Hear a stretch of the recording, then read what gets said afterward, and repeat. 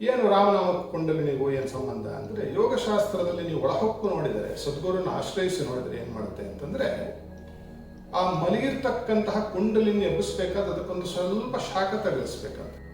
ರಾ ಅಂತಕ್ಕಂಥದ್ದು ಆಗಲೇ ಹೇಳಿದೆ, ರಕಾರಂ ಅಗ್ನಿ ಬೀಜಂಚ ಅಂತ ಅದೇ ಕಾಮಧೇನು ತಂತ್ರವೇ ಹೇಳುತ್ತೆ. ರಾ ಅಂದರೆ ಬೆಂಕಿ ಅಂತ. ಕುಂಡಲಿನಿ ಉತ್ಥಾನ ಆಯಿತು ಅಂತಂದ್ರೆ ನೀವು ಇನ್ನು ಜನ್ಮದಲ್ಲಿ ನೀವು ಮಾಡಬೇಕಾದ್ದು ಪಡಿಬೇಕಾದ್ದು ಏನೂ ಇಲ್ಲ ಯೋಗಶಾಸ್ತ್ರದ ಪ್ರಕಾರವಾಗಿ. ಅದು ತಂತಾನೆ ಆ 7 ಚಕ್ರಗಳನ್ನು ಭೇದಿಸಿಕೊಂಡು ಪರಮಪದದಲ್ಲಿ ಐಕ್ಯವಾಗುತ್ತೆ. ಐಕ್ಯವಾಯಿತು ಅಂದರೆ ನೀವು ಮೋಕ್ಷ ಸಾಮ್ರಾಜ್ಯಕ್ಕೆ ಅಧಿಪತಿಗಳಾಗಿ ಹೋಗ್ತೀವಿ. ಈ ರಾಮ ಅಂತಕ್ಕಂತಹ ಒಂದು ಪದವು ಕುಂಡಲಿನಿ ಉತ್ಥಾನಕ್ಕೂ ನಮಗೆ ಅತ್ಯಂತ ಉಪಕಾರವನ್ನು ಸಹಕಾರವನ್ನು ಮಾಡತಕ್ಕಂಥದ್ದಾಗಿದೆ. ಇನ್ನೂ ಮುಂದುವರೆದು ರಾಮ ಅಂದ್ರೆ ಏನು ಅಂತಂದ್ರೆ, ರಕಾರಂ ರುದ್ರಬೀಜಂಚ ಮಕಾರಂ ಶಕ್ತಿ ಬೀಜದ ಶಿವಶಕ್ತಿ ಸಮಾಯುಕ್ತೋ ರಾಮ ಇತ್ಯಕ್ಷರದ್ವಯಂ ಅಂತ ಅಪ್ಪಣೆ ಕೊಡಿಸಿದ್ದಾರೆ. ಅರ್ಥ ಏನು? ರಾ ಅಂದ್ರೆ ರುದ್ರಬೀಜ ಅಂದ್ರೆ ಶಿವನ ಬೀಜ, ಮಾ ಅಂತಕ್ಕಂಥದ್ದು ಶಕ್ತಿ ಬೀಜ, ಅಮ್ಮನವರ ಬೀಜ. ಇವೆರಡು ಸೇರಿದಾಗ ಕುಂಡಲಿನಿ ಉತ್ಥಾನದ ಪರಮಾರ್ಥವೇ ಇದು. ಸೀತಾರಾಮ ಕಲ್ಯಾಣ ನೀವು ಮಾಡಿಸ್ತಾ ಇರತಕ್ಕಂಥದ್ದು ಎಲ್ಲಾ ದೇವಸ್ಥಾನಗಳೆಲ್ಲ ಪರಮಾರ್ಥವೇ ಇದು. ಅಮ್ಮನವ್ರನ್ನು ಅಪ್ಪನವ್ರನ್ನು ಸೇರಿಸ್ತಕ್ಕಂಥದ್ದು. ಅಮ್ಮನವರ ಸ್ಥಾನ ಕುಂಡಲಿನಿ ಶಕ್ತಿ ಅಂತ ಏನು ಹೇಳಿದೆ ನಾನು ಮೂಲಾಧಾರದಲ್ಲಾದರೆ, ಅಪ್ಪನವರ ಸ್ಥಾನ ಈ ಸಹಸ್ರಾರದಲ್ಲಿ ಇರುತ್ತೆ. ಪರಮಶಿವ ಅನ್ಕೊಳ್ಳಿ, ಮಹಾವಿಷ್ಣು ಅನ್ಕೊಳ್ಳಿ, ಏನು ಬಾಧೆ ಇಲ್ಲ.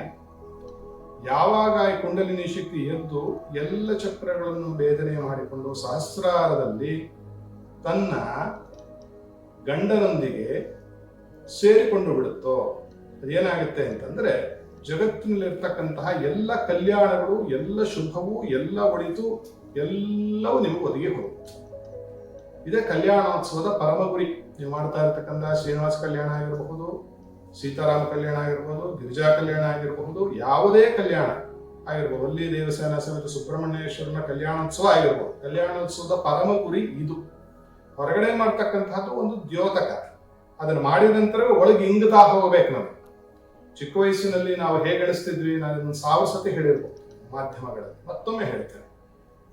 8ಕ್ಕೆ 8 ಸೇರಿಸಿದ್ರೆ ಎಷ್ಟಪ್ಪ? 2 ಒಂದು ಗುಣಾಕಾರ ಮಾಡಿದ್ರೆ, ಅಥವಾ ಗುಣಾಕಾರಕ್ಕಿಂತ 2 ನಾವು ಸೇರಿಸಿದ್ರೆ ಎಷ್ಟು ಅಂತ ನಾವು ಮಾಡಿದಾಗ ಅಡಿಷನ್ ಅಂತ ಹೇಳ್ತೀವಲ್ಲ, ಕೂಡುವಿಕೆ.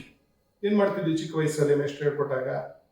8 ತಲೆಯಲ್ಲಿ 8 ಬೆರಳಲ್ಲಿ 9, 10, 11, 12, 13, 14, 15, 16 ಅಂತ ಹೇಳ್ತೀವಿ. ಇದು ಹೊರ ಮಾಡಿ ಮಾಡಿ ಮಾಡಿ ಇವಾಗ ನಾನೇನಾದ್ರು ನಿಮ್ಮನ್ನ 8ಕ್ಕೆ 8 ಸೇರಿಸಿದಷ್ಟು ಅಂದ್ರೆ ಥಟ್ ಅಂತ 16 ಅಂತ ಹೇಳಿಬಿಡ್ತೀವಿ. ಯಾಕಂದ್ರೆ ಹೊರಭಾಗದಲ್ಲಿ ನೀವು ಕ್ರಿಯಾತ್ಮಕವಾಗಿ ಮಾಡಿ ಈಗ ಹಾಗೇ ನಿಮಗೆ ಹೇಗೆ ಅದು ಅತ್ಯಂತ ಸುಲಭದಲ್ಲಿ ಒಲಿದು ಬಿಟ್ಟಿದೆಯೋ, ಈ ಕಲ್ಯಾಣೋತ್ಸವ ಹೊರದಲ್ಲಿ ಮಾಡತಕ್ಕಂಥದ್ದು ಅಷ್ಟೇ ಪ್ರಮುಖ. ಅದನ್ನು ತೆಗೆದಾಕ್ಲಿಕ್ಕೆ ಬರೋದಿಲ್ಲ. ಅದು ಶೈಶವಾವಸ್ಥೆಯಲ್ಲಿ ಮಾಡಿ ಅದು ಮುಂದಕ್ಕೆ ಹೋಗ್ಬೇಕು. ಅದರ ಗೋಜಿಗೆ ಹೋಗೋದು ಬೇಡ. ಯಾಕೆ ಮುಂದಕ್ಕೆ ಹೋಗಿದೀವೋ ಬಿಟ್ಟಿದೀವೋ ಅದರ ಬಗ್ಗೆ ಇನ್ನೊಂದಿನ ಮಾತಾಡೋಣ. ಸದ್ಯಕ್ಕೆ ಈ ರೀತಿಯಾಗಿ ಯೋಗಶಾಸ್ತ್ರದ ಅನುಸಾರವಾಗಿ ಶ್ರೀರಾಮಚಂದ್ರ ಮೂರ್ತಿಯ ಈ ಒಂದು ಸ್ವರೂಪ ಏನಿದೆ, ಇದು ನಮಗೆ ಯೋಗ ಸಿದ್ಧಿಯನ್ನು ಕೊಡ್ತಕ್ಕಂತಹ ಒಂದು ನಾಮವಾಗಿದೆ. ಸದಾಶಿವ ಬ್ರಹ್ಮೇಂದ್ರರು ಅಂತಕ್ಕಂತಹ ಒಂದು ಮಹಾನುಭಾವರು, ಅವರ ಅಪರೋಕ್ಷ ಪರಿಜ್ಞಾನಿಗಳು, ಅವಧೂತ ಶ್ರೇಷ್ಠರು, ಜೀವನ್ಮುಕ್ತರಾದಂತಹ ತಮಿಳುನಾಡಿನ ನೆರೂರಿನ ಹತ್ತಿರ ಅವರ ಇವತ್ತಿಗೂ ಕೂಡ ಅವರದ್ದು ಅಧಿಷ್ಠಾನ ಮಂದಿರವಿದೆ. ಅಧಿಷ್ಠಾನ ಮಂದಿರ ಅಂದ್ರೆ ಸಮಾಧಿ ಸ್ಥಾನ. ಅವರು ದೇವರ ಬಗ್ಗೆ ಹಾಡುಗಳು ಹಾಡ್ಕೊಂಡು ಓಡಾಡೋರು. ಅವಧೂತ ಸ್ಥಿತಿಯಲ್ಲಿ ಇದು ಉನ್ಮತ್ತತೆ ಹಾಗೇ ಇದ್ರು, ಬ್ರಹ್ಮೀಭೂತವಾಗಿದ್ರು. ಅವ್ರು ಹೋಗ್ತಾ ಹೋಗ್ತಾ ಒಂದು ಬಹಳ ಪ್ರಸಿದ್ಧವಾದಂತಹ ಗುರುಗಳ ಒಂದು ಕೃತಿ ಇದೆ, ಇಬರೇ ರಾಮರಸಂ ಅಂತ ಕೇಳಿ. ಅದರಲ್ಲಿ ಒಂದು ಸಾಲನ್ನು ಹೇಳ್ತಾರೆ ಗುರುಗಳು, ಸಕಲ ನಿಗಮಾಗಮ ಸಾರಂ ಅಂದ್ರೆ ಅದಕ್ಕೆ ರಾಮನ ಸಕಲ ನಿಗಮ ಆಗಮ ಸಾರಂ ಅಂದ್ರೆ ಏನು ಅಂದ್ರೆ, ಎಲ್ಲ ವೇದಗಳಲ್ಲಿ ಏನು ಹೇಳಿದೆಯೋ ಋಗ್ವೇದ ಸಾಮ ಅಥರ್ವ ವೇದಗಳಲ್ಲಿ, ಆಗಮ ಅಂತಂದ್ರೆ ತಂತ್ರಶಾಸ್ತ್ರ ಅಥವಾ ಯೋಗಶಾಸ್ತ್ರವೂ ಆಗುತ್ತೆ. ಆ ಯೋಗಶಾಸ್ತ್ರಗಳು, ತಂತ್ರಶಾಸ್ತ್ರಗಳು, ಯಾವುದೇ ಯೋಗ ತೆಗೆದುಕೊಳ್ಳಿ, ಹಠಯೋಗ ತೆಗೆದುಕೊಳ್ಳಿ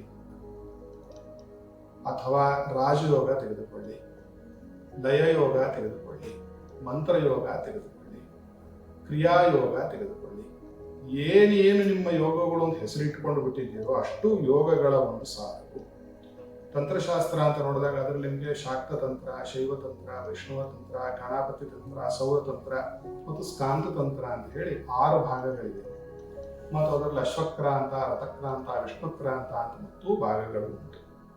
ಈ ಎಲ್ಲವನ್ನು ಒಟ್ಟಿಗೆ ಸೇರಿಸ್ಬಿಟ್ಟು ಏನು ವೇದಗಳನ್ನು, ಆಗಮಗಳು, ಶೈವಾಗಮ ಇದೆ, ಅದರಲ್ಲಿ ತಿರುಗಿ ವೈಷ್ಣವಾಗಮ ಇದೆ, ಅದೆಲ್ಲ ಇರಲಿ ಬೇರೆ, ತಂತ್ರಗಳನ್ನು, ಯೋಗವನ್ನು, ಆಗಮದ ಎಷ್ಟನ್ನೂ ತೆಗೆದು ನಾವು ಹಿಂಡಿದರೆ ಆ ಸಾರ ಬರುತ್ತದೆ, ಬಿಟ್ಕೊಳ್ಳುತ್ತದೆ. ಅದು ಏನು ಅಂತಂದ್ರೆ ರಾಮನಾಮ ಅಂತ ಬಿಟ್ಟಿದ್ದು. ಅಂದರೆ ರಾಮನಾಮದ ಮಹಿಮೆ ಎಷ್ಟು ಅಗಾಧ ಅಂತಕ್ಕಂಥದ್ದನ್ನ ನೀವು ಒಂದು 2 ಕ್ಷಣ ನೀವು ಯೋಚನೆ ಮಾಡಿದ್ರೆ ನಿಮಗೆ ರಾಮನ ಅಥವಾ ರಾಮನಾಮದ ಒಂದು ಪ್ರಶಸ್ತಿ ಮತ್ತು ಮಹತ್ವ ನಮ್ಮೆಲ್ಲರಿಗೂ ನಮಗೆ ಅತ್ಯಂತ ಸುಸ್ಪಷ್ಟವಾಗಿ ನಮಗೆ ತಿಳಿಯುತ್ತದೆ. ಇದು ರಾಮನ ಮಹಿಮೆ, ರಾಮನಾಮದ ಮಹಿಮೆ. ಇನ್ನು ಮುಂದುವರೆದು 2ನೇ ಮಜಲಿಗೆ ಹೋಗೋಣ. 2ನೇ ಮಜಲಿಗೆ ಏನು ಹೋಗೋದು, ಏನು ನೋಡೋದು ಅಂತಂದ್ರೆ, ಸರಿ ಅದೆಲ್ಲ ಸರಿ, ಬರೀ ರಾಮನಾಮ ಒಂದೇ ಮಾಡ್ಬೋದಲ್ಲ, ನಮಗೆ ರಾಮಚಂದ್ರನ ದೇವಸ್ಥಾನ, ವಿಗ್ರಹ ಪ್ರತಿಷ್ಠಾಪನೆ ಇವೆಲ್ಲ ಮಾಡೋ ಗೋಜು ಬೇಕಿತ್ತೆ ಅಂತ ಹೇಳಿ ನಾವು ಹೇಳ್ತೀವಿ. ಅದಕ್ಕೆ ಲೌಕಿಕವಾದ ಒಂದು ಉದಾಹರಣೆಯನ್ನು ಕೊಟ್ಟು ಆನಂತರದಲ್ಲಿ ಶ್ರೀರಾಮಚಂದ್ರ ಮೂರ್ತಿಯ ಅವತಾರದ ಮಹಿಮೆಯನ್ನು ಹೇಳುವ ಒಂದು ಪ್ರಯತ್ನವನ್ನು ನಾವು ಮಾಡೋಣ. ನೋಡಿ, ನಮ್ಮ ದೇಶದಲ್ಲೇ ಅಲ್ಲ, ದೇಶ ವಿದೇಶಗಳಲ್ಲಿ ಎಷ್ಟೋ ರಾಜಕೀಯ ಮುತ್ಸುದ್ದಿಗಳು, ಸಮಾಜ ಸೇವೆ ಮಾಡಿದವರು, ಅಷ್ಟೇ ಯಾಕೆ ಅವರ ತಂದೆ ತಾಯಿ ಇವರು ದೇಹವನ್ನು ಬಿಟ್ಟ ನಂತರದಲ್ಲಿ ಅಥವಾ ಹುಟ್ಟಿದ ಸ್ಥಳಗಳಲ್ಲಿ ಕವಿಗಳು ಆಗಿರಬಹುದು. ನೀವು ನೋಡಿ, ನಿಮಗೆ ಸಿಗುತ್ತಿದೆ, ಪುರಾವೆ ನಿಮಗೆ ಕಣ್ಣೆದುರಿಗೆ ಸಿಗುತ್ತೆ.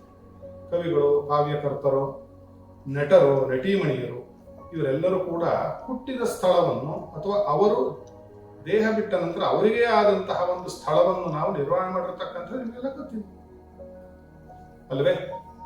ಅನಾದಿ ಕಾಲದಿಂದ ನಮ್ಮಲ್ಲಿ ನಡೆದು ಬಂದಂತಹ ಪರಂಪರೆ ಇದೆ. ಬೇರೆ ದೇಶದಲ್ಲೂ ಇದೆ, ಹೋಗಿ ನೋಡಿ ನಿಮಗೆ ತಿಳಿಯಿತು. ಹೆಸರುಗಳು ಹೇಳುವುದ ಗೋಜಿಗೆ ಹೋಗುವುದಿಲ್ಲ. ಅದು ಅವರವರ ಶ್ರದ್ಧೆ, ಅವರವರ ನಂಬಿಕೆ, ಅದನ್ನು ಮಾಡತಕ್ಕಂಥದ್ದು ಅವರವರಿಗೆ ಬಿಟ್ಟಿರ್ತಕ್ಕಂಥದ್ದು. ಅದಕ್ಕೆ ವಿರೋಧ ಇಲ್ಲ ನಮ್ಮದು.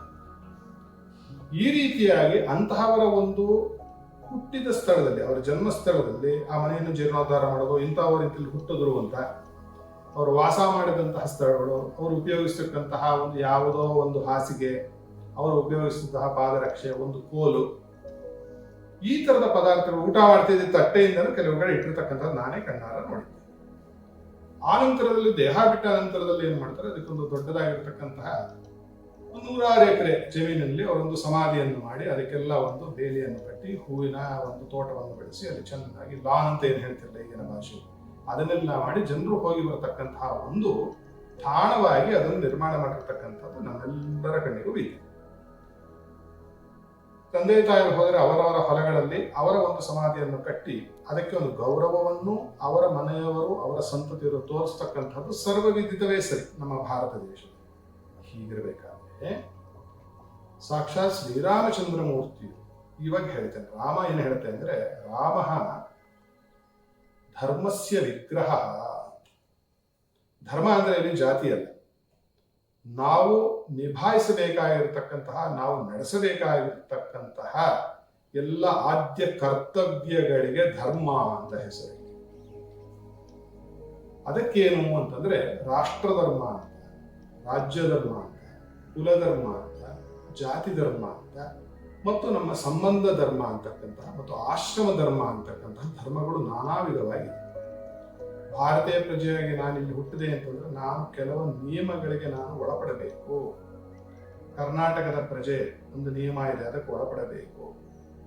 ಕುಲಧರ್ಮ ಅಂತಿದೆ, ನನ್ನ ಒಂದು ಕುಲವೃತ್ತಿ ಇರುತ್ತೆ, ಅದಕ್ಕೆ ಒಳಪಡಬೇಕು. ಅದೇ ರೀತಿಯಾಗಿ ಆಶ್ರಮ ಧರ್ಮ ಅಂತಿರುತ್ತೆ, ಬ್ರಹ್ಮಚರ್ಯವೋ, ಅದು ವೈವಾಹಿಕ ಜೀವನದ ಗೃಹಸ್ಥ ಧರ್ಮವೋ, ವಾನಪ್ರಸ್ಥವೋ, ಸನ್ಯಾಸವೋ, ಅಥವಾ ರಾಜರಾದರೆ ರಾಜಧರ್ಮ, ಮಂತ್ರಿ ಆದರೆ ಮಂತ್ರಿ ಧರ್ಮ, ವಿದ್ಯಾರ್ಥಿ ಆದರೆ ವಿದ್ಯಾರ್ಥಿ ಧರ್ಮ, ಸ್ನೇಹಿತನಾದರೆ ಸ್ನೇಹ ಧರ್ಮ. ಈ ರೀತಿಯಾಗಿ ಆ ಧರ್ಮಕ್ಕೆ, ನಮ್ಮ ನಡವಳಿಕೆಗೆ ಯಾವುದೇ ಒಂದು ಎಳ್ಳಷ್ಟು ಚ್ಯುತಿ ಬರದೆ ನಡೆದುಕೊಂಡು ಹೋಗುವುದಕ್ಕೆ ಧರ್ಮ ಅಂತ ಹೆಸರು. ಎಲ್ಲ ಧರ್ಮಗಳೇನಿದೆ ಮತ್ತು ಅಷ್ಟನ್ನೂ ತೆಗೆದು ಒಂದು ಕಡೆ ಎರಕ ಹೋಗಿದ್ರೆ ಅದು ಯಾರು ಅಂತಂದ್ರೆ ಸಾಕ್ಷಾತ್ ಶ್ರೀರಾಮಚಂದ್ರ ಮೂರ್ತಿ, ಶ್ರೀರಾಮಚಂದ್ರ ಪ್ರಭು. ಆದ್ದರಿಂದ ಶ್ರೀರಾಮಚಂದ್ರ ಸ್ವಾಮಿಗೆ ಅಯೋಧ್ಯೆಯಲ್ಲಿ ಮಂದಿರದ ನಿರ್ಮಾಣ ಸರ್ವ ವಿಹಿತವೂ ಶಾಸ್ತ್ರಬದ್ಧವೂ ಸನಾತನ ಧರ್ಮವು ಅನಾದಿ ಕಾಲದಿಂದ ವೇದ ಕಾಲದಿಂದ ಋಷಿಪ್ರೋಕ್ತವಾಗಿರತಕ್ಕಂತಹ ಒಂದು ನಿಟ್ಟಿನಲ್ಲೇ ನಡೆದಿರ್ತಕ್ಕಂತಹದ್ದು ಸರಿಯಾಗಿಯೇ ಇದೆ. ಅದರಲ್ಲಿ ಯಾವ ತಪ್ಪು ಇಲ್ಲ. ಅದರ ಬಗ್ಗೆ ಯಾರು ಚಕಾರ ಎತ್ತತಕ್ಕಂತಹ ಅಧಿಕಾರವಾಗಲಿ ಅಥವಾ ಯೋಗ್ಯತೆಯಾಗಲಿ ಅರ್ಹತೆಯಾಗಲಿ ಯಾರಿಗೂ ಇಲ್ಲ. ಯಾರಿಗೂ ಸಾಧ್ಯವೇ ಇಲ್ಲ.